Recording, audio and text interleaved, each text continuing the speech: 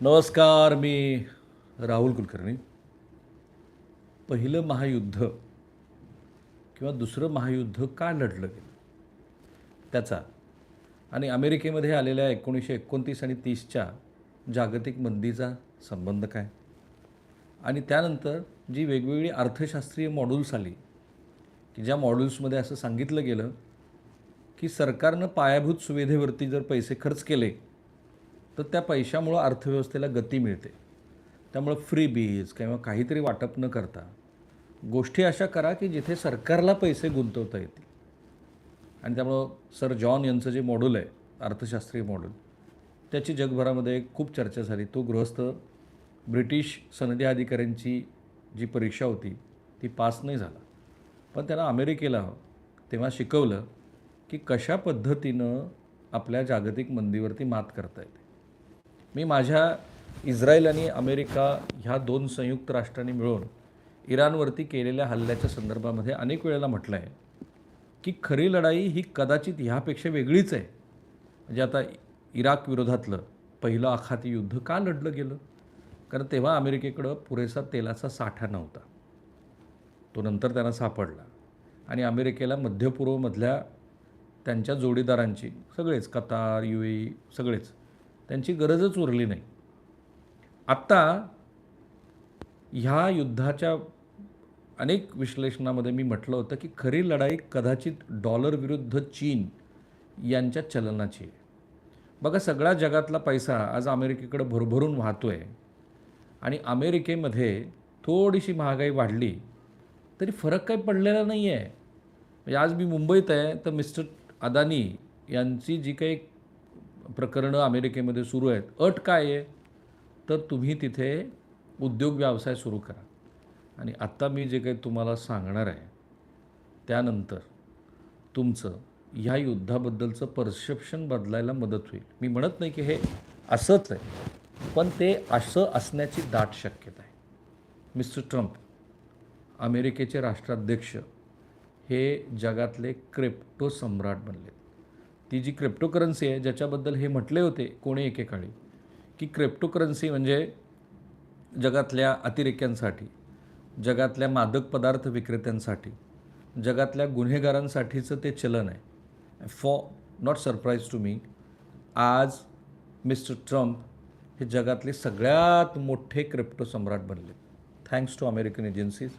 कारण त्या अमेरिकन एजन्सीजनी त्यांचं जे काही मॅन्डेटरी डिस्क्लोजर आहे, प्रत्येक राष्ट्राध्यक्षाला सांगावं लागतं की मी गेल्या वर्षी माझी संपत्ती किती होती आणि आता किती आहे, तर ती संपत्ती जाहीर करणं थँकफुली अजूनही अमेरिकेतल्या वेगवेगळ्या संस्था ही आणि ह्या त्यांची जबाबदारी ओळखून काम करतात. म्हणजे काल अमेरिकेच्या नागरिकत्वासंदर्भामध्ये मिस्टर ट्रम्प यांनी घेतलेल्या भूमिकेला तिथल्या सर्वोच्च न्यायालयानं छेद दिला आणि त्यांना सांगितलं की जसं रेट्रोस्पेक्टिव्ह जे काही कर लावले होते सगळ्या वेगवेगळ्या देशावरती, तर ते देशावरचे कर जसे सर्वोच्च न्यायालयाने रद्द केले, अगदी तसंच त्यांनी म्हटलं की हे अमेरिकेमध्ये जन्मलेला प्रत्येक व्यक्ती हा त्या देशाचा नागरिक आहे. हा जो कायदा तुम्ही बदलण्याचं ठरवलं होतं की तो नागरिक नसणार आहे, तो तुम्हाला अधिकार नाही. सो आज सकाळी, कारण माझी सवय आहे की जगभरातली वर्तमानपत्रं मी वाचतो, भारतीय तर वाचतो, मला न्यूयॉर्क टाईमचं शीर्षक दिसलं, Trump's money making run unravelled in presidential history.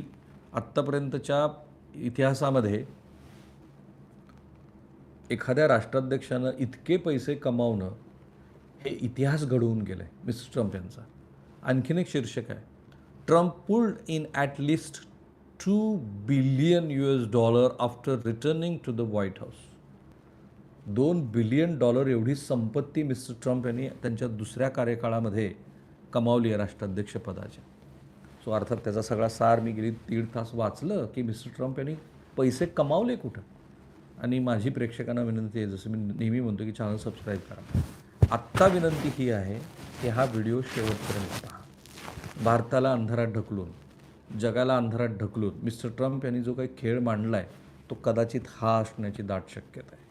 कारण कराचीमध्ये, इस्लामाबादमध्ये त्यांचे जावाई जातात काय, असीम मुनीर की जे जगातल्या सगळ्या दहशतवाद्यांना खतपाणी घालतात, त्या असीम मुनीरला, पाकिस्तानच्या लष्कर प्रमुखाला, त्या देशाच्या पंतप्रधानांना he is my best friend म्हणतात. सो ते का? ह्या क्रिप्टोमध्ये. सो आता तुम्हाला मी अमेरिकेच्या राष्ट्राध्यक्षाच्या संपत्तीचे सगळे तपशील मी तुम्हाला सांगणार आहे.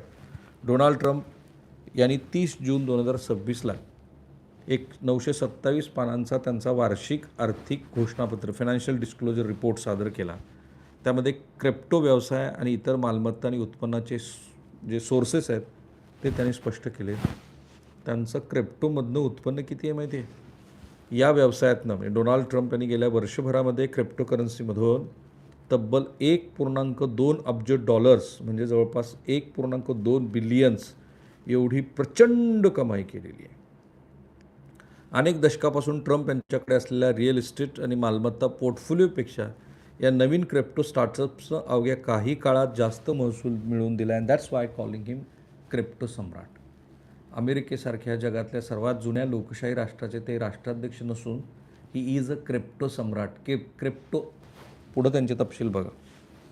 वर्ल्ड लिबर्टी फायनान्शियल या क्रिप्टो व्यवसायातून 500 दशलक्ष डॉलर्सपेक्षा जास्त म्हणजे $515 मिलियन ते $526 मिलियन मिस्टर ट्रम्प यांनी कमावले.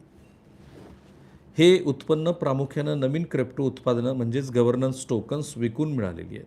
या क्रिप्टो फर्मचं व्यवस्थापन अंशतः त्यांची मुलं एरिक ट्रम्प आणि डोनाल्ड ट्रम्प ज्युनियर यांच्याद्वारे केलं जातं आहे. वर्ल्ड लिबर्टी फायनान्शियल होल्डिंग कंपनीचा समभाग विकून त्यांनी अतिरिक्त $65 दशलक्ष कमावले. ट्रम्प यांच्याशी संबंधित CIC डिजिटल या दुसऱ्या क्रिप्टो व्यवसायानं $600 दशलक्ष जास्ती कमाई केली.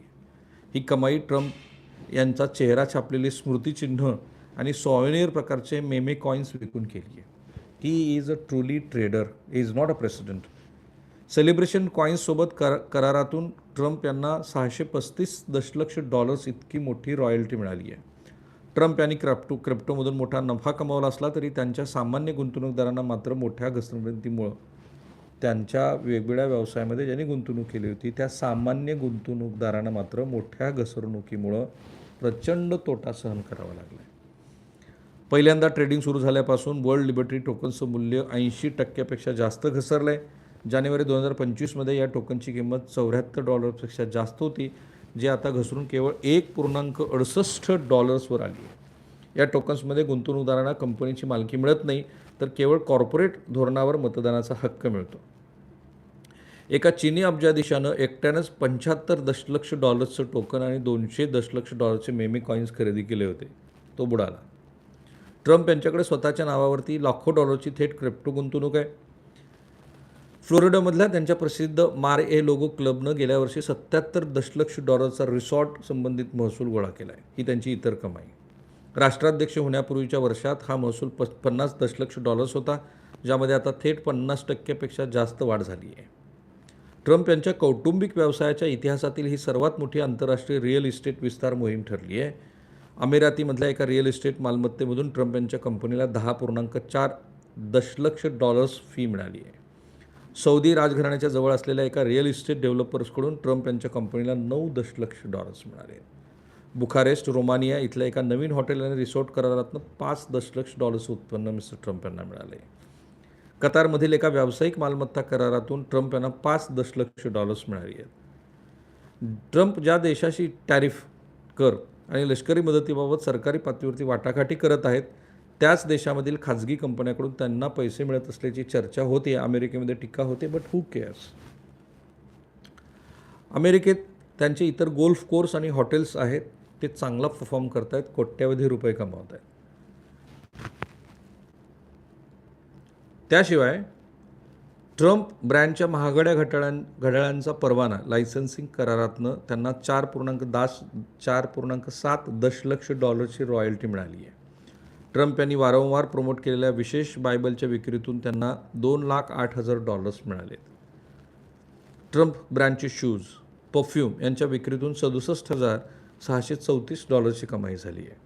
राष्ट्राध्यक्ष पदावर असताना अशा प्रकारे स्वतःच्या नावाच्या किरकोळ वस्तू विकून पैसे कमवण्याची ही अमेरिकेच्या इतिहासातली अभूतपूर्व अशी घटना आहे. राष्ट्राध्यक्ष पदावर असताना ट्रम्प यांना विविध कॉर्पोरेट प्रमुख आणि नेत्याकडून एकूण $4,40,000 भेटवस्तू मिळाल्या.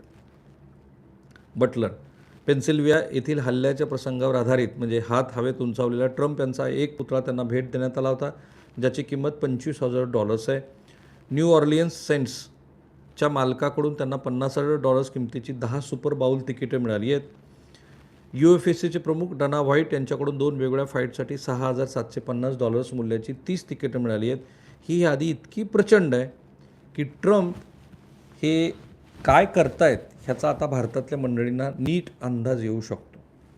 आणि हे भारताशी संबंधित का आहे मी तुम्हाला सांगतो. कारण मिस्टर ट्रम्प आणि त्यांची मुलं ही पाकिस्तानमध्ये जाऊन व्यापार करतायत. बघा, ट्रम्प आणि त्यांच्या मुलांनी 2024मध्ये वर्ल्ड लिबर्टी फायनान्शियल ही क्रिप्टो कंपनी सुरू केली. कंपनीचं स्वरूप डिसेंट्रलाइज फायनान्स प्लॅटफॉर्म्स आहे. ही कंपनी स्वतःची WLFI टोकन्स विकते. या टोकनच्या विक्रीतून कंपनीला मोठी कमाई झाली. 2025मध्ये WLFI टोकन विक्रीतून सुमारे $520 दशलक्ष उत्पन्न मिळाले. कंपनीतील हिस्सेदारी विकून आणखी $250 दशलक्ष त्यांनी कमवलेत. म्हणजे केवळ WLFIमधून जवळपास $800 दशलक्ष कमाई झाली. ट्रम्प कुटुंबाला या कंपनीतील महसुलाचा मोठा हिस्सा मिळतो. उपलब्ध माहितीनुसार ट्रम्प संबंधित संस्थांच्या 75% महसूल मिळवण्याचा त्यांना अधिकार आहे. ट्रम्प कुटुंबाकडं WLFIच्या 22.5 अब्ज टोकन्स आहेत. ट्रम्प कुटुंबाकडं कंपनीचा सुमारे 60% मालकी हिस्सा आहे. ट्रम्प यांचं अधिकृत पद चीफ क्रिप्टो ॲडव्होकेट असं नमूद करण्यात आलं. कॅन यू बिलीव्ह की आपल्या देशाच्या पंतप्रधानांनी असं एखादं पद घेतलं असतं तर. आणि अमेरिकेमध्ये जे काही सुरू आहे त्याच्यातनं असं दिसतं आहे की क्रिप्टोचं उत्पन्न त्यांचं 1.4 अब्ज डॉलर्सपेक्षा अधिक झालं आहे.